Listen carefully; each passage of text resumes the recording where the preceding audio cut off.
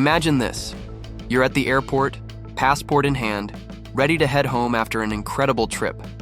Your flight is on the board, your bags are checked, and you're just moments away from takeoff. Then, a sudden announcement cuts through the air, and just like that, everything stops. Your flight disappears from the screen. The gates are locked. You are trapped. This isn't a scene from a movie. This was the terrifying reality for hundreds of foreigners at Tanzania's Julius Nyerere International Airport. What was once a vibrant gateway filled with the sounds of happy travelers and rolling suitcases fell into an eerie, anxious silence. A sudden, sweeping lockdown was announced, and with it, every departure was canceled on the spot. In the first few moments, confusion was the only language everyone understood. Travelers from dozens of countries, students, business professionals, honeymooners, families, watched in disbelief as the digital boards flickered from green to red.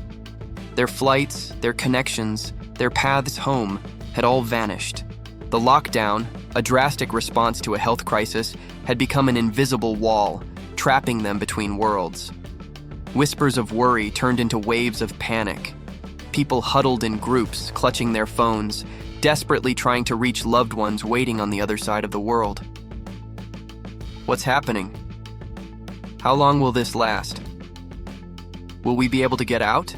The questions echoed through the terminals, but airport officials, seemingly caught off guard themselves, had no answers. All they could offer were vague instructions and pleas for patience, which only fueled the growing unease. Outside the airport walls, the city of Dar es Salaam buzzed with its own unrest. Inside, it was a microcosm of global anxiety. A young French backpacker, slumped against her gear, fought back tears as she tried to call her parents, but the overwhelmed cellular network wouldn't connect. Nearby, a group of Kenyan businessmen debated whether to find a hotel or simply camp out in the terminal, sharing travel stories to keep their spirits from sinking. An elderly German couple clung to each other, straining to understand announcements in a language they barely knew. As hours turned into a day, the reality of their situation began to set in. People scrambled for power outlets to keep their lifelines, their phones, alive. They hunted for food and water as airport vendors began to run low on supplies. Immigration counters became impromptu help desks, but the only thing being dispensed was sympathetic shrugs. The personal dramas unfolding were heartbreaking.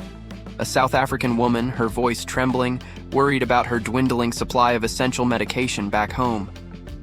Parents put on brave faces for their children, trying to distract them with games and stories, but their tight smiles and shaking hands betrayed their fear. A honeymooning couple from Canada recounted their frantic, failed attempts to rebook flights with any airline, only to be met with dead ends. Social media became a beacon of hope and a cry for help. Feeds filled with urgent pleas under hashtags like Karm Tanzania Airport Chaos and Karm Stuck in Dar es Salaam. Families across the globe watched, their hearts in their throats, waiting for any sign that their loved ones were safe. Embassies scrambled, but phone lines were jammed and emails went unanswered for hours. Yet even in the midst of this chaos, something beautiful began to emerge. The unshakable resilience of the human spirit. Strangers became allies. People shared their last snacks, offered up their power banks, and translated announcements for those who couldn't understand. A group of musicians from Italy, their tour cut short, unpacked their guitars near Gate 4. Soon, a soft, soulful melody drifted through the terminal, a gentle balm for frayed nerves, flowing around sleeping children and anxious adults. It was a small act of defiance against despair. As day turned into a long, uncertain night, makeshift beds appeared, fashioned from luggage and coats. Chairs in the food court became resting places for families. Messages scrawled on cardboard began to pop up. "We are in this together," and "Looking for food, donations welcome."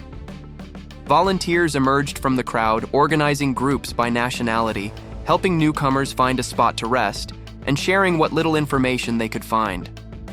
An American teacher, on her way home after a year abroad, nervously counted her prescription pills, rationing them to last as long as possible.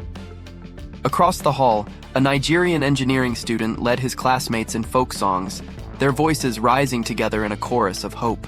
A British retiree traveling alone shared stories of his Serengeti adventures, spinning tales to help everyone forget, just for a moment, the walls closing in around them. The ATMs eventually ran dry, and cash became a precious commodity. Airport shops that stayed open sold their last cold sandwiches and bottles of water until their shelves were bare. With every passing hour, tempers frayed. But for every moment of frustration, there was a moment of quiet strength. Prayer circles formed in empty corners. People meditated, focusing on their breath to calm their racing hearts. The lockdown in Tanzania became more than just a news story. It became a shared ordeal that tested the limits of endurance, but also revealed the incredible depths of human empathy. It showed that when systems fail, people step up. When faced with uncertainty, we find connection. And when stranded thousands of miles from home, a stranger's kindness can feel like a lifeline. This story is a powerful reminder of how quickly our world can be turned upside down, and how, in our most vulnerable moments, our shared humanity is what truly sees us through. If this story opened your eyes, please hit that like button and subscribe to our channel. We're committed to bringing you the stories that matter from around the globe. What would you have done if you were stranded in that airport? Share your thoughts in the comments below. Thanks for watching, and we'll see you in the next video.